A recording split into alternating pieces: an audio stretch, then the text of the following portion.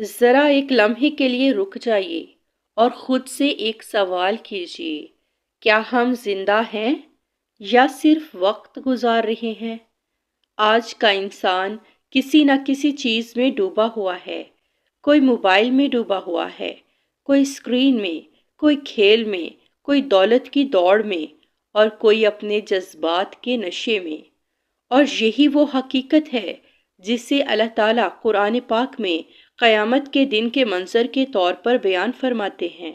اللہ تعالیٰ فرماتے ہیں سورۃ المرسلات، تباہی ہے اس دن جھٹلانے والوں کے لیے۔ یہ وہ لوگ ہوں گے جو حق کو صرف خود ہی نہیں جھٹلاتے تھے بلکہ دوسروں کو بھی قائل کرتے تھے کہ سچ سچ نہیں ہے۔ لوگ حق اس لیے نہیں ٹھکراتے کہ وہ سب برے ہوتے ہیں، بلکہ اس لیے کہ حق کی ایک قیمت ہوتی ہے۔ حق کہتا ہے کسی کا حق واپس کرو، غلط کاروبار چھوڑ دو، حرام سے توبہ کرو، نفس کو قابو میں لاؤ۔ اور نفس کہتا ہے نہیں، یہ بات اتنی بھی سچی نہیں، سبھی تو ایسا کرتے ہیں۔ اور ابھی وقت نہیں آیا۔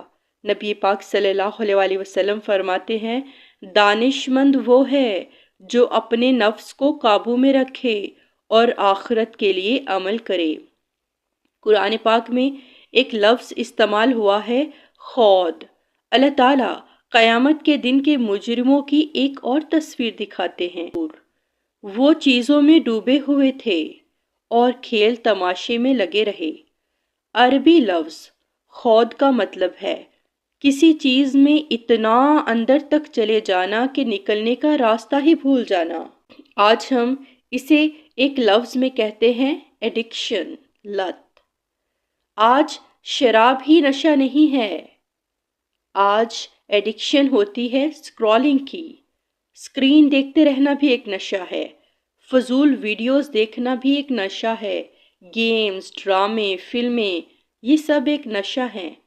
کبھی غور کیجئے، نماز میں دل نہیں لگتا، قرآن کھولا تو 2 منٹ میں موبائل یاد آ گیا، دین کی بات چلے تو موضوع بدل دیا جاتا ہے۔